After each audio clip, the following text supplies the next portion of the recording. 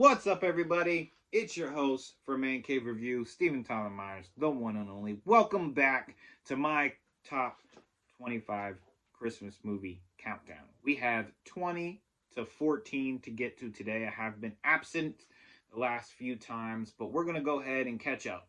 So let's get right into it. Number 20 on the list is Home Alone 2.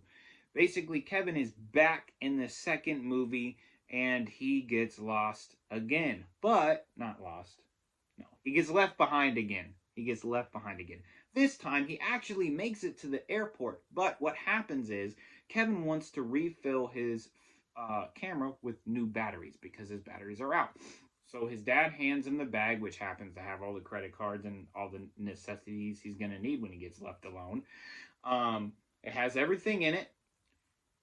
He's struggling to put him in. He looks up. His family disappears. Well, his family doesn't disappear. Two people have the same coat. His dad and some other guy that looks like his dad. So he follows that guy. That guy gets on a plane to New York. He gets on a plane to New York. He ends up in New York, away from his family again. Sorry, my animals are being weird. What are you guys doing over there? So he ends up in New York. He uses the credit card to get into this really nice hotel that he saw on the TV that he wanted to visit in New York. So he goes there. The staff gets suspicious. On top of, he runs into the wet bandits, and his family's trying to get back to him. So all of these things combined together make for a very action-packed, funny, thrilling adventure comedy kind of thing. It's a really good, fun Christmas film, and I'm really glad they kept up with the Christmas theme for the second one instead of like going a different route. So that was really awesome. So Home Alone 2 is number 20 on the list. Now we're going to get into 19. I know there's an argument out there whether this is a Christmas movie or not, but I put it on the list because I think it is a Christmas movie. It takes place during Christmas. It's very heavily Christmas, even though I think the director themselves said this is not a Christmas movie. But sorry, man, it's a Christmas movie. That is Bruce Willis, Die Hard.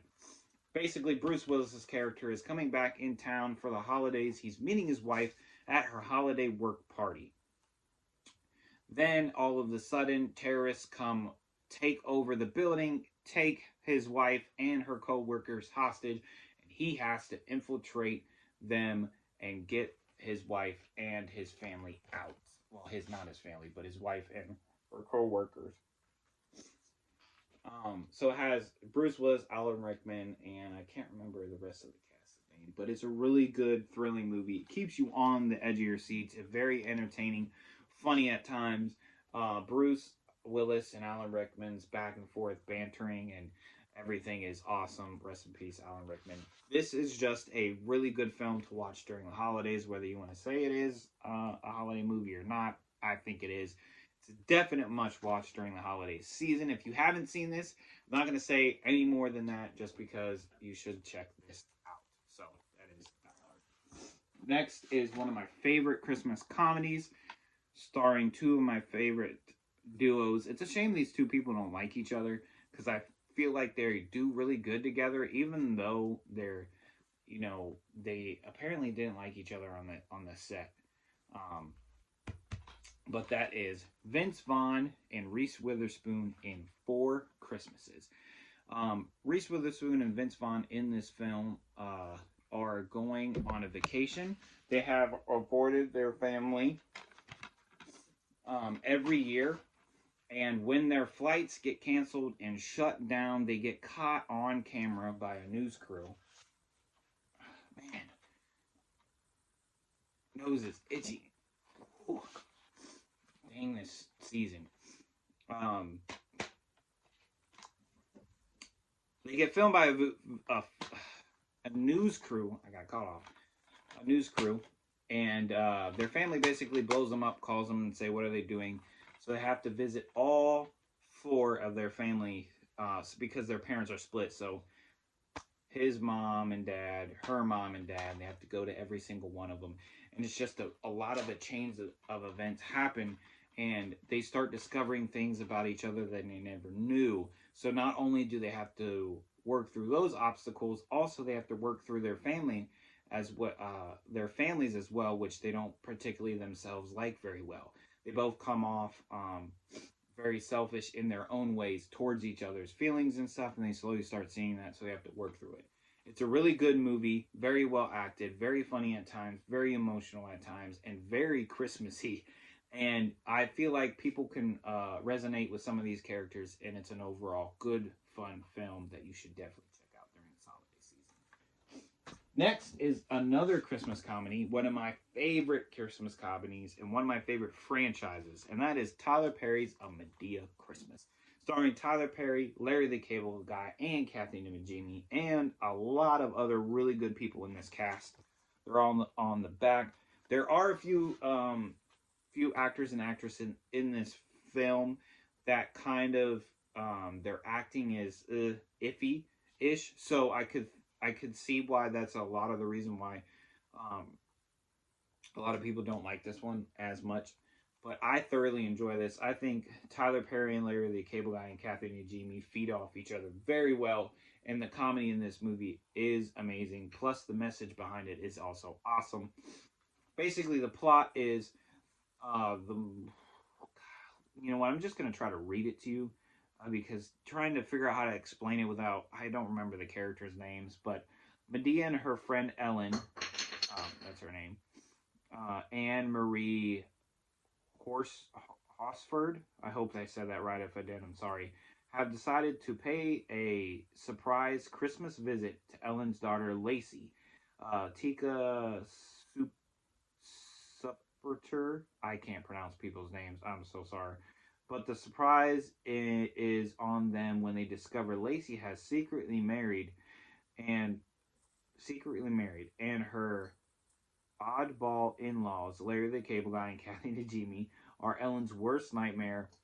With everyone's tinsel in a tangle, Madea must use her wicked, funny wisely and stop the family feud and resort the holiday cheer. So there's just a lot going on in this movie. There's all kinds of different messages all wrapped up in it. But it is very enjoyable, it is very funny, and it has an amazing message behind it. So I highly, highly suggest, whatever you think about the Madea films, checking this out. You will thoroughly enjoy it, as I do. I'm sorry for butchering everyone, the actors and actresses' names. I'm not good at reading people's names.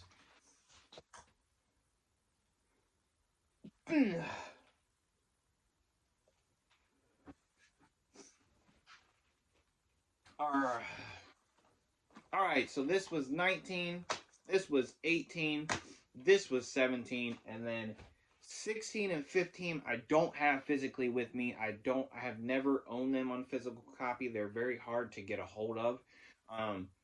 They sell out, and one is on Amazon, but I don't feel like paying $18 for it. And the DVD is also really expensive, like $15. I don't feel like paying that much for it. I have both of these on digital. I'd hate that I have them on digital, but the number 15 you can't buy besides on DVD, and it's really expensive because it's out of print, I think. And that is Deck the Halls. Number 16 will be Deck the Halls with Danny DeVito and Matthew Broderick. Basically, just to sum up this movie, is about two neighbors feuding to see who has the best lights. They both, Matthew Broderick's character is the one that always, he's the Christmas guy. Everybody comes to him as the Christmas guy.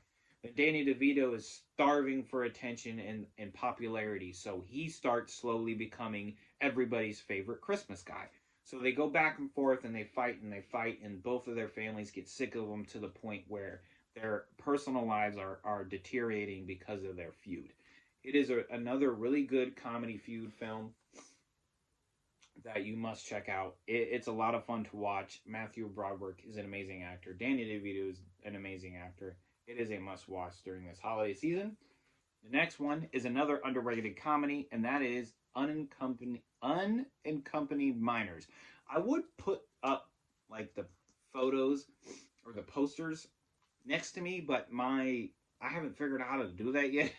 I'm not really tech savvy, so I don't know how to do that. I do it all from my phone, so I would put it up there, but I don't know how.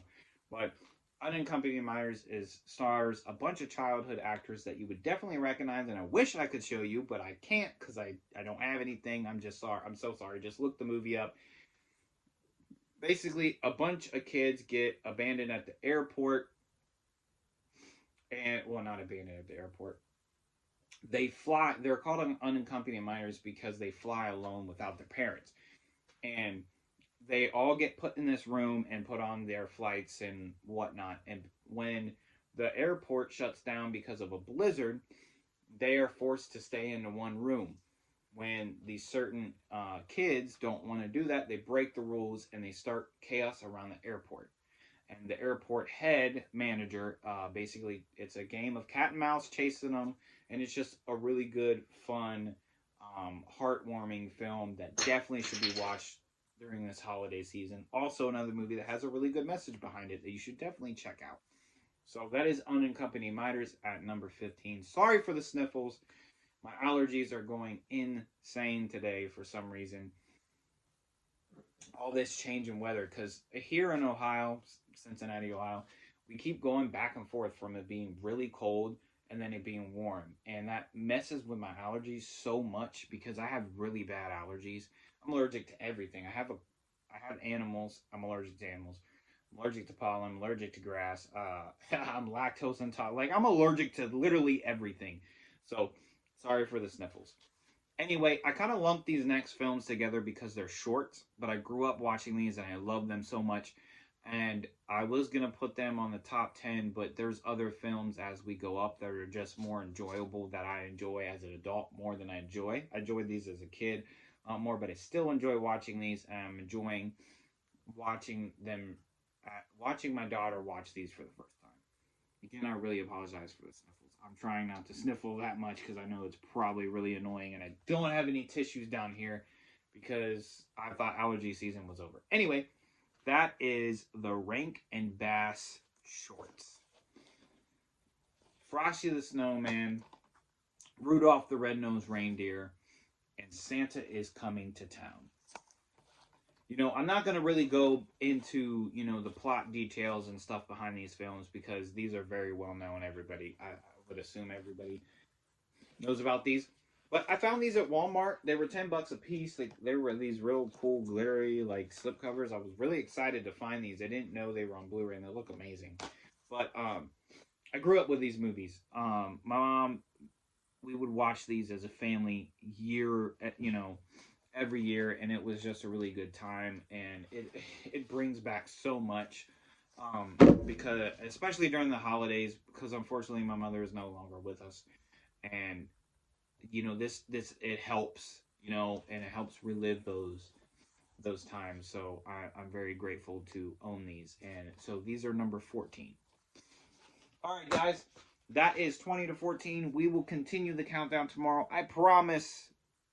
So, as always, guys, hit that sub, hit that like, and hit that bell to get notified. Until next time, we'll see ya.